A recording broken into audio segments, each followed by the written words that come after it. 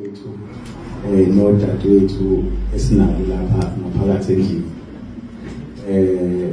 sihlangene ngomcimbi ingoma kazwelonke okuwumcimbi wesihlanu kulonyaka. Mhlasimbe umuntu akaqale ahlehle aye kunyaka odlule ukunibonga nonke njengoba nila ngoba ukubaluleka kwenu umcimbi wangonyaka odlule kube yimpumelelo lo obe yiyo ngenxa yawo wonke umuntu okhona lapha endlini. Kuneqhaza abelibamba umuntu ngendlela ebelibamba ngayo. Ngicabanga ukuthi saba nengoma kazwelonke eyisimangaliso engomeni esesike saba nazo sesaqala. Ngithi ke mangabe ngikhuluma ngithi uma ngabe umuntu enombono uyabadinga abafowabo nodadewabo abazokwazi ukumwanya ngoba khona abantu abaphiwe uNkulunkulu uyawuletha umbono othize kuyena kodwa khona abantu abanesiphiwo sokwazi ukuwasha ngosomsalolo lithi ukuwasha uphekwe ngendlela eright ukuze ukwazi ukuthi udliwe isizwe. uNkulunkulu mayekunikeza wena uzokunikeza umbono nje obuhlaza ukuthi kufanele kwenze ku 1 2 3 kodwa khona abantu abanesiphiwo. Yathi ngokumbono wengoma mawufika kumina ngikhuluma noKhuzani sawukhuluma singavumelani wathi uKhuzani no ufune kuMavava la futhi waqhamuka eseqhamuka naye uMavava hayi ukuthi wacela kumina ukuthi ngicela ngisafuna ukukhuluma noMavava nabo base bekhuluma i-hour base beyifaka mina sakhuluma sahamba sohlala kule ndawo ingoje yakhe uMavava ethi sahamba sahlala 2 hours uphekwa ngoba kwakufanele ukuthi ithi lento mayisivele esizweni kube yinto ezosakha isizwe kube yinto ezokwazi ukubajabulisa abantu ngaphekwa yonke into kodwa into esasiyikhuluma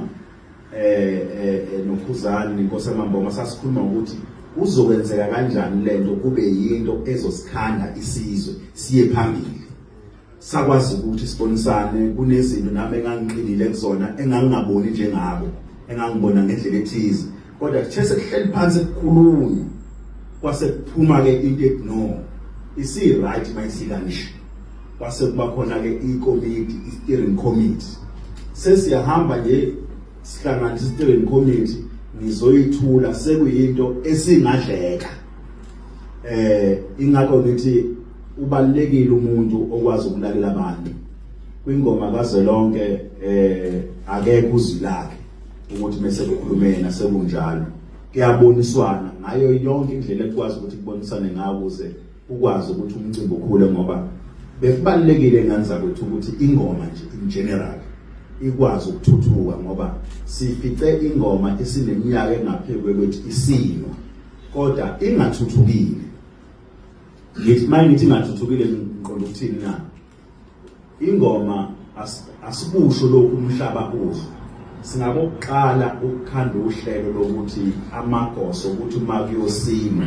angadlaleli lesibhuku kepha amagoso akwazi ukuthi athole insipho kube khona atholayo wonke amagoso asuke khona engomeni. Akulula ke nganza ukuthi ngiyafisa abacosheli lokhu bakwazi ukuthi basilekelele nabo kubo angikusho lokhu uguquko bafowethu kunoma yini esukenziwe emhlabeni alula futhi alumnandi. Sithe masiqalile ukuthi amagoso awakhokhelwe kwakhona abantu abathi uyabona ke manje seniyayona ingoma akhokhela ukuthina amagoso ngoba amagoso besinawo esinamahhala edlala emakhaya ehlahleni bedlalela ishumbu kabhontshisi nani nesihlabu senifaka into ukuthi amagoso abakhokhelwe. Angithi ke kufanele siqonde njalo uma ngabe uintroduce ushintsho khona abantu abazohamba nalo khona abangabahambe nalo kodwa isizathu sethu thina ukuthi amagoso ekwazi ukuthuthuka njengoba kubonakala kukhona umculo njengoba kukhona ama-festival angithi abaculi bayaqasha bakhokhela amagoso sifuna sinombidlanga ukuthi akuthi makuhlangene kune-festival noma kunani amagoso ngophela angama-artist nabo uma sesiwela sikhuluma ulimi lasenzini